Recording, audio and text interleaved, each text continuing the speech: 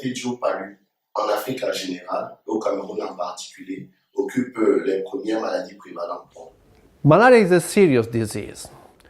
3.2 billion people are still at risk of malaria according to the World Health Organization.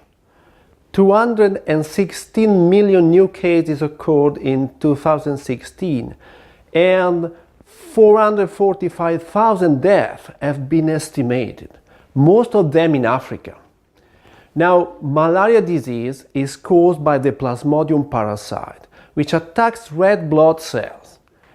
During the intererythrocytic development, Plasmodium feeds on hemoglobin, degrading it into a mosaic nanocrystal.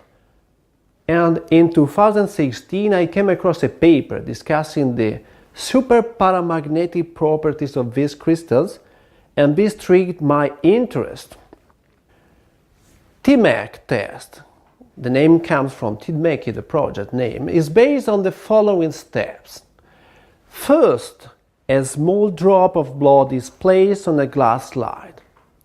Second, a microchip fabricated in a clean room with some micron-sized magnetic concentrator and electrode is placed on top of the glass slide, and the magnetic field produced by an external magnet placed on top.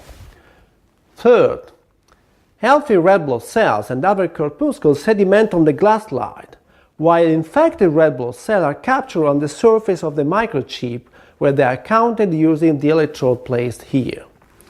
Fourth, the signal is displayed on a notebook or on a smartphone connected to the diagnostic apparatus.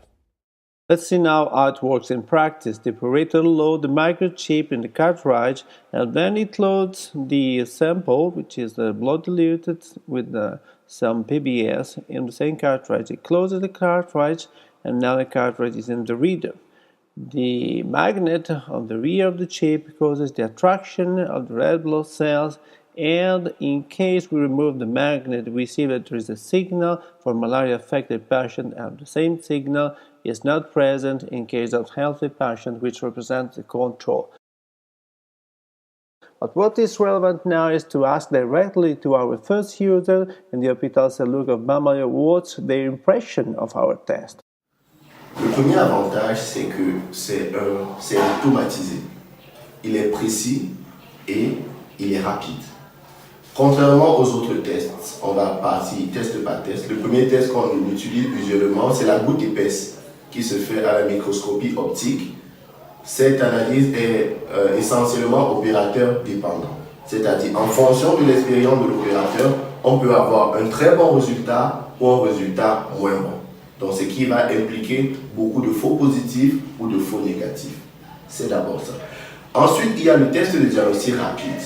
Nous avons constaté, vous et moi, que le test de diagnostic rapide a une valeur de faux négatif qui se situe entre 20 et 30%.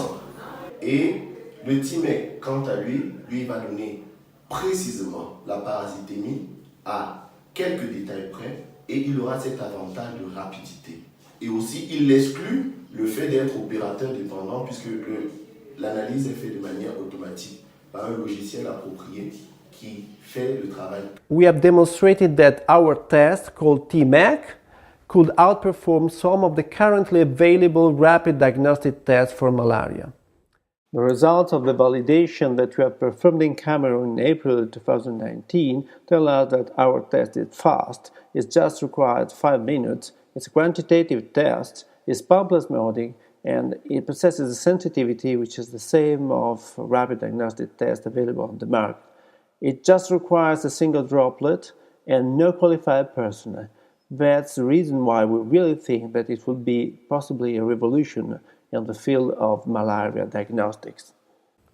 In the meanwhile, we have won the prize for disruptive innovation of the Swiss product competition organized by Politecnico, Bocconi and Deloitte.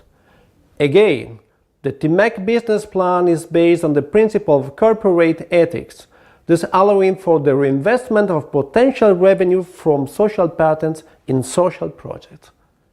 It's a new road and a real challenge, but the image of the line out of the hospitals in Africa is also a good motivation to go for it.